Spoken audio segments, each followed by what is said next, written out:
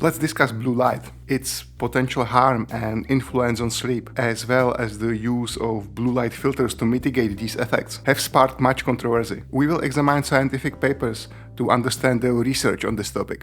So, let's check what science has to say. First thing first, blue light is a type of visible light with high energy waves that come from the sun or the digital screens.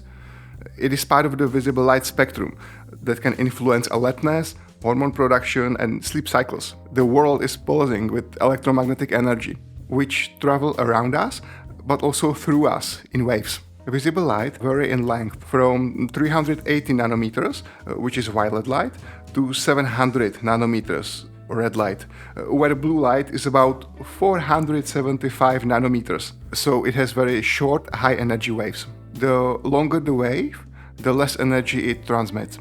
Let's take UV light. The waves are so short that we cannot see it by naked eye. And the blue light waves are only slightly longer than that. How vision works. What is necessary in the first place is a light itself. There are lots of rays bouncing around you, being partially absorbed by the surfaces, but partially reflected. And these reflected leftovers come into your eye. It's the reason why you can see. When the ray travels through your eye, it travels through the cornea, which is the clear front layer of the eye. The cornea is dome-shaped and bends the light to help the eye focus. Some of the light enters the eye through an opening called the pupil. The iris, which is the colored part of the eye, controls how much light the pupil lets in. Next, the light passes through the lens, a clear inner part of the eye. The lens works together with the cornea to focus light correctly on the retina. When light hits the retina, which is light-sensitive layer of tissue at the back of the eye, special cells called photoreceptors turn the light into electric signals. And the optic nerve sends the signal to the brain, and the brain interprets it. But let's return to the topic of photoreceptors. There are two important types, cones and rods. Rods are more numerous, with about 120 million in a typical human eye. They are highly sensitive to light and function in low light or night vision. However, rods don't help with the color visualization. That's why it's hard to determine an object color in a dim lit room. Cones, in the other hand, are fewer in numbers, with about 6 million in typical human eye. They enable vision in bright light and are responsible for color vision. There are three types of cones named according to the color they are sensitive to. Red, which is about 60% of all of them. Green takes about 30%, and the blue ones, which is the leftover 10%. The question, which is in the air and has been asked several times, is if blue light is harming to us. There are speculations that artificial blue light is very bad, maybe causing permanent damage to humans and animals. However, the studies remain inconclusive. The amount of blue light exposure from screens is much less than that from the sun.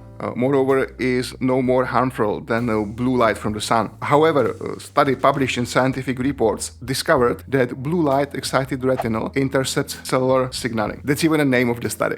Using live self-imaging and optogenetic signaling control, we uncovered that blue light excited retinals irreversibly changed or distort plasma membrane-bound phospholipid and disturb its function. Let's decompose the sentence a little. Live self-imaging is a technique that allows scientists to observe living cells over time. It uses time-lapse microscopy to study the cells and their dynamics. Optogenetic signaling control is a technique which allows precise control of biochemical signaling pathways. Blue light excited retinals, there are forms of molecule that plays a huge role in vision.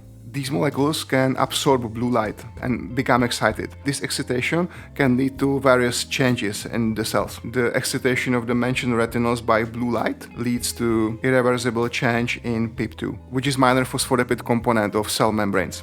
In the study itself, scientists placed cells in petri dish and exposed them to high level of blue light. They discovered that these cells subsequently died. However, they were not eye cells. Why is it important? Is that retina cells have pigments acting as a barrier, preventing blue light from causing potential damage. While this study is important, we should not blindly apply its findings to humans and real-world conditions. And don't worry, science don't do that. But from time to time, journalists are not so conscious. So should these findings be automatically applicable on the humans and our everyday lives? Well, no, they really shouldn't, and the study doesn't even claim that. What might be interesting too, the author used HeLa cells. Do you know what they are? HeLa cells are a type of cells that scientists use a lot in their research. They are named after a woman, Henrietta Lacks. Doctors took some of her cells without her knowing when she was being treated for cervical cancer in the 1950s. What makes HeLa cells special is that they are immortal. It means they can keep dividing and making more cells independently when given the right nutrients. This is different from normal cells, which can only divide a certain number of times before they die. Well, they are cancer cells after all. Because HeLa cells can live forever, they have been very useful for scientists. They have been used to study many things like diseases, genetics, and effects of drugs. They were even crucial in developing vaccines against diseases such as polio or COVID-19. The second thing, which is frequently asked with respect to blue light, is if it's bad for our sleeping. Blue light does affect the body's circadian rhythm, our natural sleep and wake cycle. During the day, blue light wakes us up and stimulates us, but too much blue light exposure late at night from your phone, tablet, or computer can make it harder to get to sleep. Blue light suppresses the body's release of melatonin, which is a hormone that makes us feel drowsy.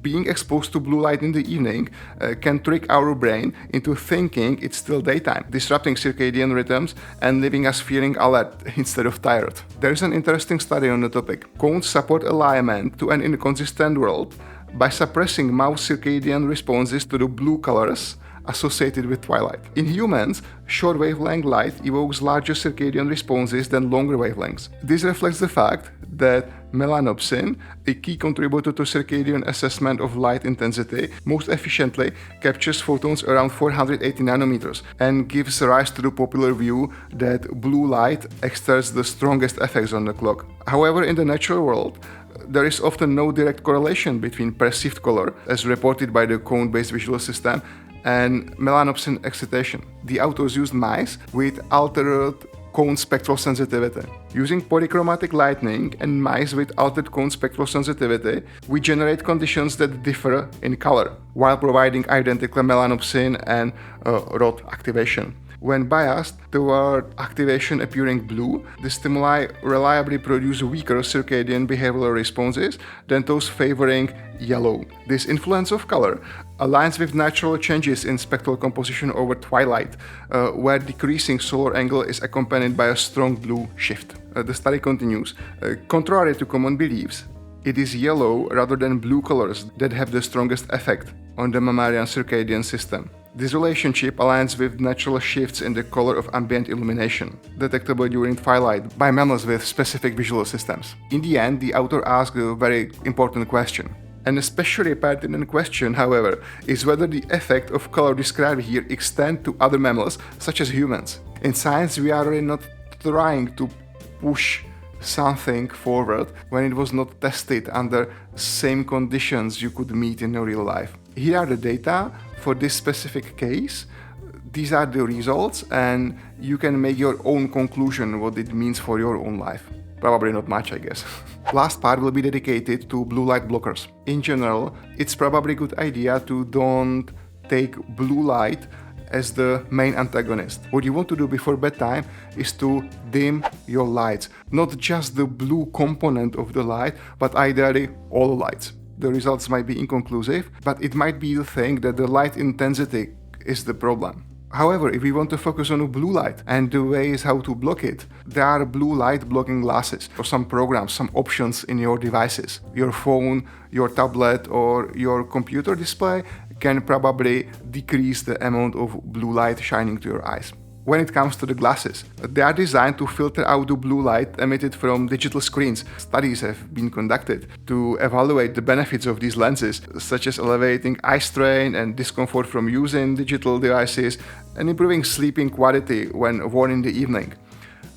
However, these studies have not found a significant improvement in vision performance or sleep quality from using blue light blocking lenses. Obviously, it's a huge field with ongoing research, so if you want to have the newest information, if you want to make your own conclusions and informed decisions, obviously you should consult professional. So don't hesitate to ask your ophthalmologist what is the current research about the blue light and its impact on the humans. Speaking about digital eye strain, DES, one study to talk about this is a double-blind test of blue blocking filters on symptoms of digital eye strain. There is little evidence at this time to support the use of blue blocking filters as a clinical treatment for DES. Management of other ocular factors, as well as the creation of an optimal environment for screen viewing, are more likely to provide greater success in minimizing symptoms. The experiment was carried out on 24 subjects. All were students, 5 male, 19 females, between 16 and 17 years of age. It's important to note there are various blue light blockers on the market. If you are considering trying one, proceed with caution. Clear lenses, which might be marketed as computer glasses, don't block much blue light. However, amber colored ones are significantly more effective. I leave a link in the description to a detailed video by Theo Joe with measurements and explanations if you are interested in learning more. Let's take a look on these two pictures. The yellow line represents sunlight, while the spectrum indicates what passes through the glasses. You can see how the sunlight looks through the clear lenses, and some of the blue spectrum is already suppressed, but really not much. Whereas when you have the spectra glasses, which are thin, you could see that the blue is basically non-existent. If you are considering blue glasses, or if you read some study about blue glasses and its effectiveness, be always cautious about what glasses we are talking about here. Despite the previous study, there is one claiming that they can help for insomnia. The study Blocking Nocturnal Blue Light for Insomnia, a randomized controlled trial where people subjectively reported improvements. 14 individuals, 8 females, about 46 years, with insomnia symptoms, wore blue light blocking amber lenses or clear placebo lenses in lightweight wraparound frames for 2 hours immediately preceding bedtime for 7 consecutive nights in a randomized crossover trial with 4 weeks washout. Here's a breakdown what it means. The study involved 14 individuals, of which 8 were female.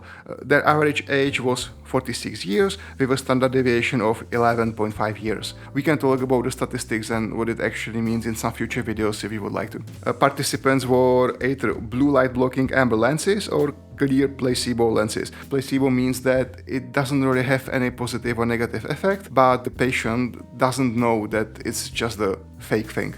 The intervention lasted for 2 hours immediately before the bedtime and was carried out for 7 consecutive nights. The study was a randomized crossover trial, which means that each participant experienced both conditions, wearing blue light blocking amber lenses and clear placebo lenses, with the order of conditioning being randomly assigned. In a randomized crossover trial like the one described, each participant acts as their own control. The last thing is a washout period, is a period between the two conditions.